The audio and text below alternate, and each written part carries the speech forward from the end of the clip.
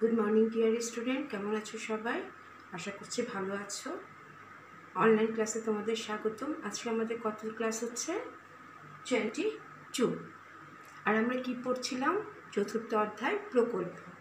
আমি প্রকল্পের প্রকৃতি পড়াচ্ছিলাম, 3টা পয়েন্টস বাকি ছিল। চলো চলে যাই। প্রকল্প মানে কি একটু চিন্তা করে নিই। প্রকল্প হচ্ছে আনুমানিক ধারণা, অর্থাৎ কোনো ঘটনা সম্পর্কে যখন বিজ্ঞানীরা কোনো সূত্র দেন তার আগে সেই বিষয় সম্পর্কে একটি আনুমানিক ধারণা গঠন করেন। এই আনুমানিক ধারণাই হচ্ছে প্রকল্প।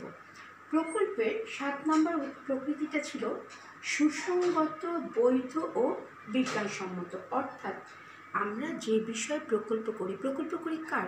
কোনো বিষয় বা ঘটনা সম্পর্কে আমরা প্রকল্প করি। সেই প্রকল্পটাকে, অর্থাৎ সেই আনুমানিক ধারণাটাকে কী হতে হবে? অবশ্যই সুসংগত হতে হবে। আর কি হতে হবে? বৈধ হতে হবে এবং বিজ্ঞানসম্মত। অর্থাৎ যেটা বিজ্ঞানসম্মত নয়, যেটা বৈধ নয়, অর্থাৎ অবৈধ বা যেটা যুক্তিসঙ্গত নয়, এমন কোনো বিষয়কে আমরা প্রকল্প বলতে পারবো না। এগুলো পরবর্তীতে আমি শর্তাবলীতে আবার ডিটেলস পড়িয়ে দেব। নেক্সট হচ্ছে সুনির্দিষ্ট বিষয়ের উপর গঠিত। অর্থাৎ যে বিষয়ে প্রকল্পটা আমি করছি সেই প্রকল্পটাকে কী হতে হবে? একটা সুনির্দিষ্ট, এলোমেলো না, সুনির্দিষ্ট বিষয়ের উপরে সেই প্রকল্পটাকে প্রতিষ্ঠিত হতে হবে। ঠিক আছে? নেক্সট হচ্ছে পর্যাপ্ত, প্রাসঙ্গিক, যাচাইযোগ্য, বাস্তব কারণসম্মত। অর্থাৎ প্রকল্পটাকে পর্যাপ্ত হতে হবে, অর্থাৎ যথেষ্ট পরিমাণে যেন তুমি উপকরণ নিতে পারো সেরকম পর্যাপ্ত হতে হবে। সীমিত হলে সেটা প্রকল্প হবে না। তারপর হচ্ছে প্রকল্পটাকে প্রাসঙ্গিক হতে হবে। অর্থাৎ তুমি যে বিষয়ে প্রকল্পটা করছো সেই বিষয়ের সাথে প্রকল্পটা যেন প্রাসঙ্গিক হয়। অপ্রাসঙ্গিক হলে সেটা প্রকল্প হবে না। যাচাইযোগ্য, অবশ্যই যাচাইযোগ্য হতে হবে। শুধু প্রকল্প করলেই হবে না, তুমি সেই বিষয়টাকে যেন যাচাই করতে পারো। যাচাইটা হবে দু ধরনের, একটা হচ্ছে নিরীক্ষণের মাধ্যমে, আরেকটা হচ্ছে পরীক্ষণের মাধ্যমে। বাস্তব কারণ সম্পন্ন, প্রকল্পকে অবশ্যই বাস্তব কারণ সম্পন্ন হতে হবে। অর্থাৎ বাস্তবে নেই এমন কোনো জিনিস কখনোই প্রকল্প হবে না। তাহলে আমরা প্রকল্পের প্রকৃতি কি করব? বইতে দেওয়া আছে কয়টা পয়েন্টস? 9টা পয়েন্টস আমরা একেবারে ঠুটস্থ করে ফেলব। ঠিক আছে? আমাদের দুটো কোশ্চেন পড়া হয়ে গেল 2 নম্বরে। একটা হচ্ছে প্রকল্প কাকে বলে, আর একটা হচ্ছে প্রকল্পের প্রকৃতি। আচ্ছা, এখন আমি চলে যাব প্রকল্পের স্তর। এমসিকিউতে প্রথমে একটা কোশ্চেন আসে, প্রকল্পের স্তর কয়টি? প্রকল্পের স্তর কয়টি? 4টি।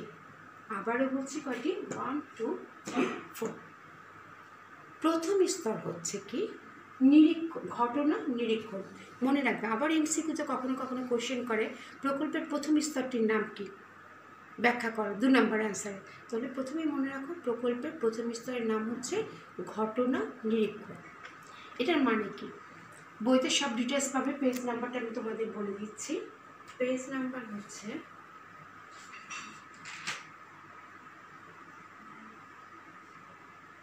136।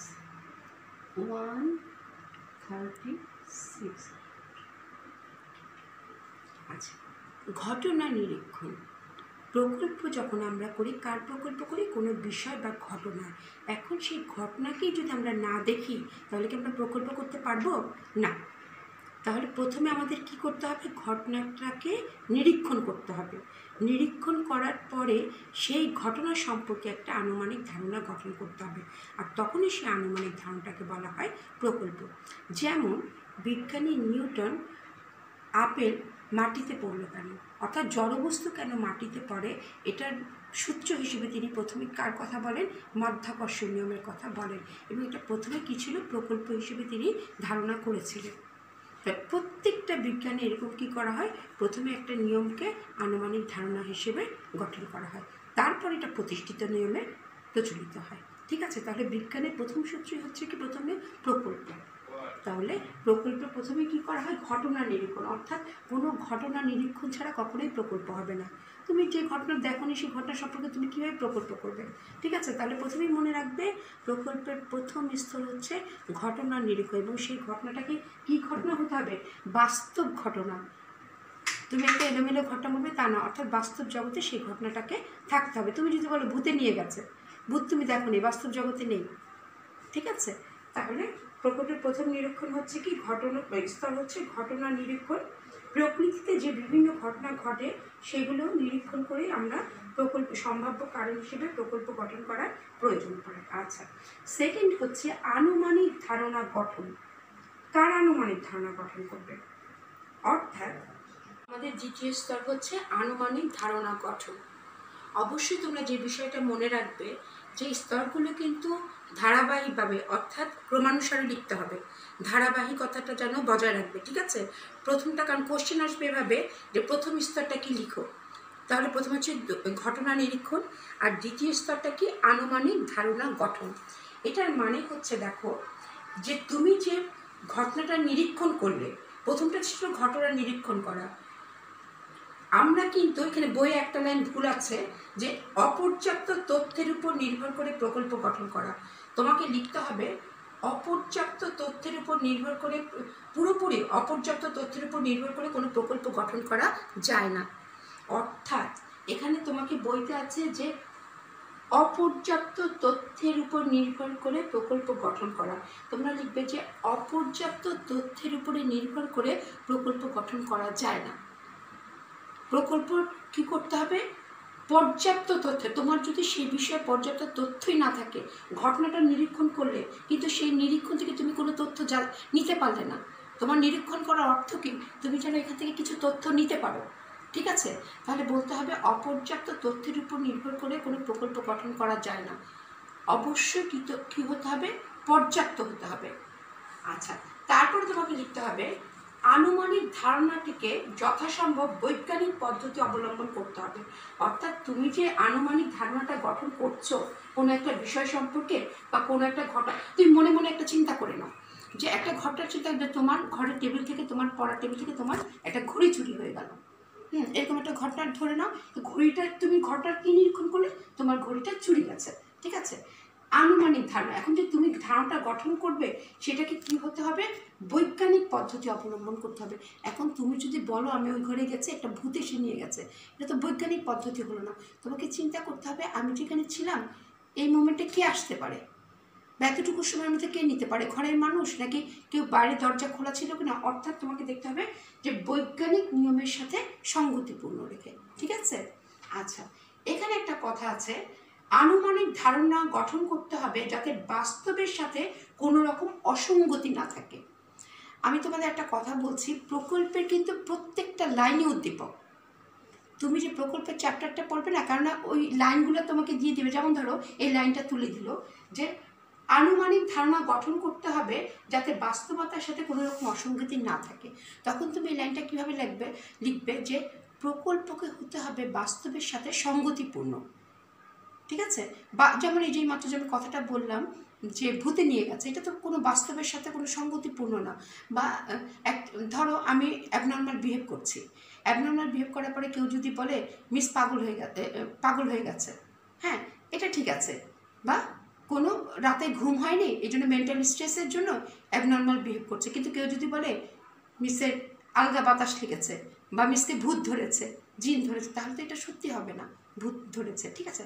তাহলে কথাটা হচ্ছে এটাই যে প্রকল্পকে তুমি যে আনুমানিক ধারণাটা গঠন করছো সেটা বৈজ্ঞানিক নিয়মের অনুসারে তোমাকে ব্যাখ্যা করতে হবে এবং সেটাকে অবশ্যই বাস্তবের সাথে সঙ্গতিপূর্ণ হতে হবে।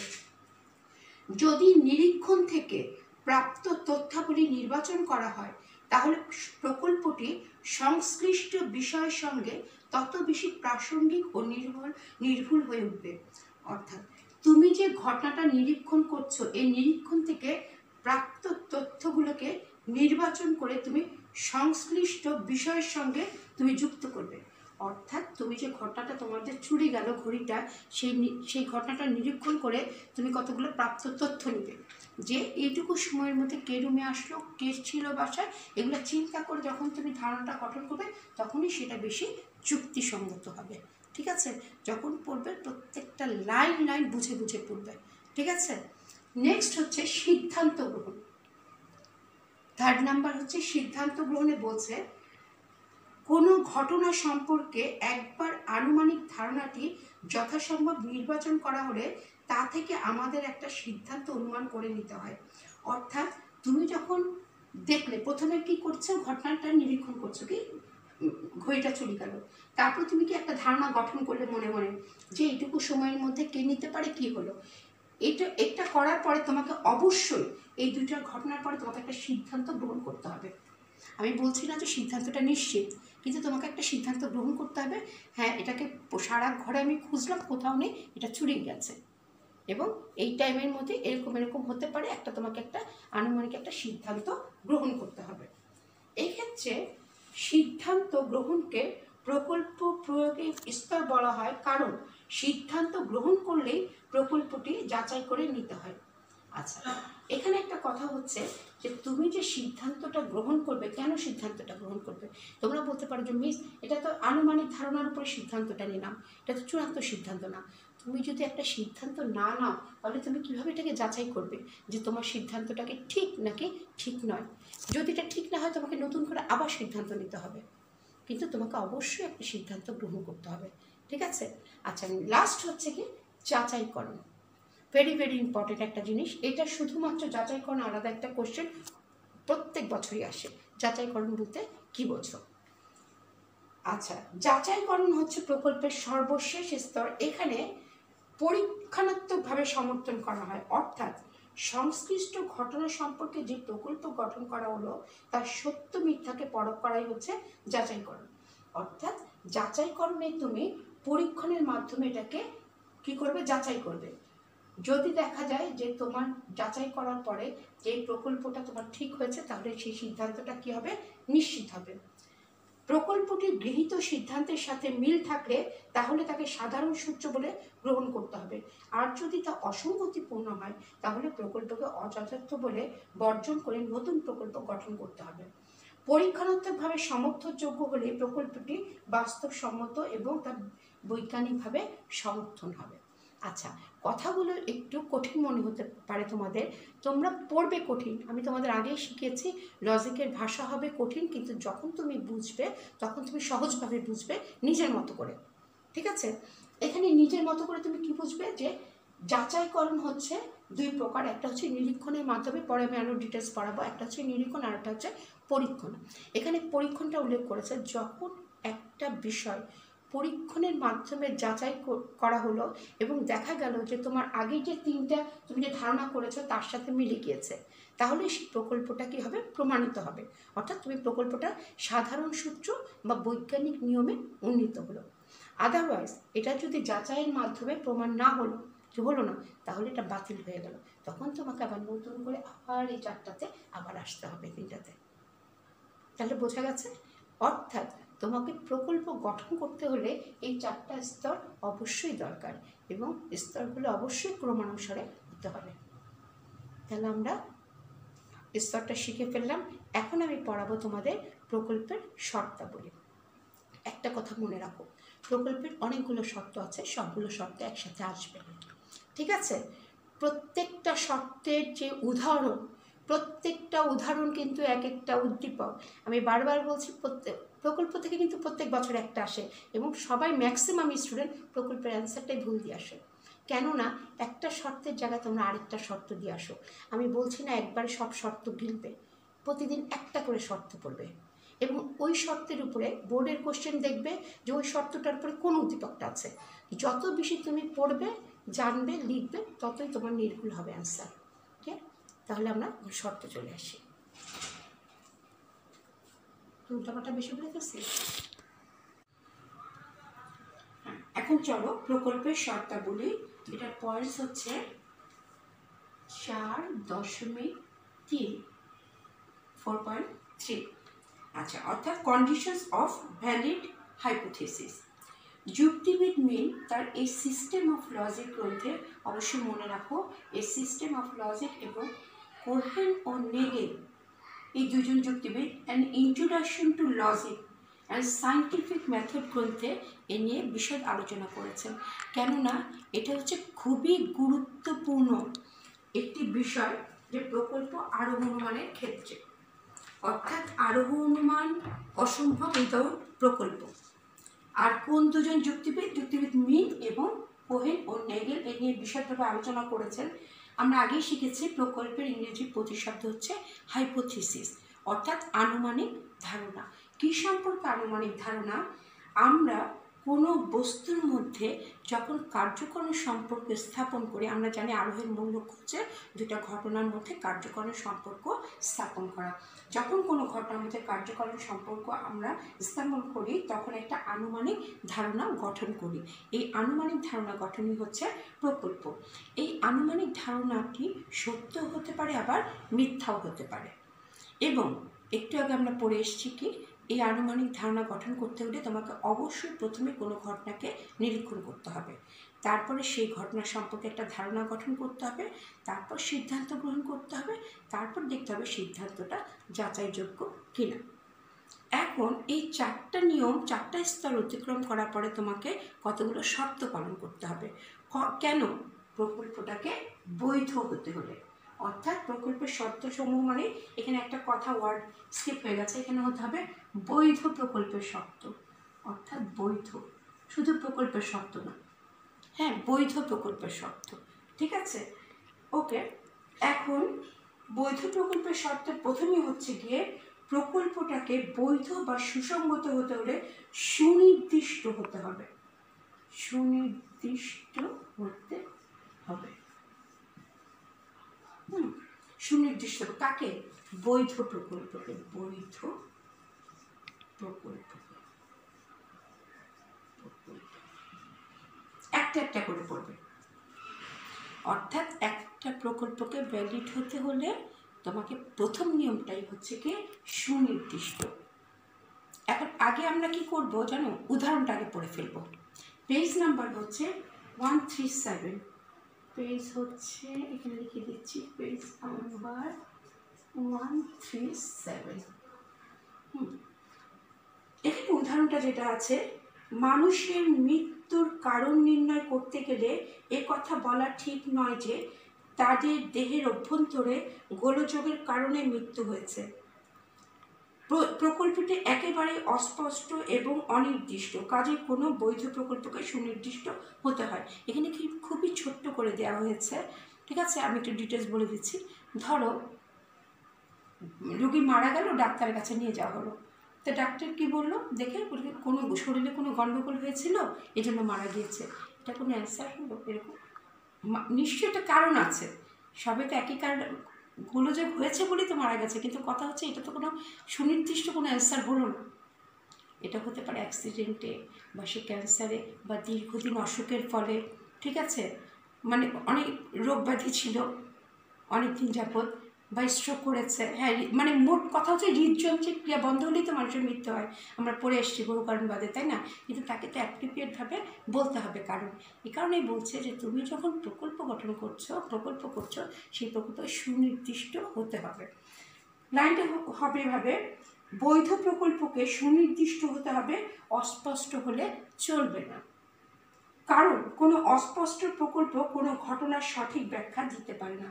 অর্থাৎ তুমি যদি অস্পষ্ট থাকে, সুনির্দিষ্ট না থাকে, তুমি তো প্রকল্প করছো একটা ঘটনা সম্পর্কে, তাহলে অস্পষ্ট বিষয় দিয়ে তো তুমি সেই ঘটনাকে ব্যাখ্যা করতে পারবে না, ঠিক আছে?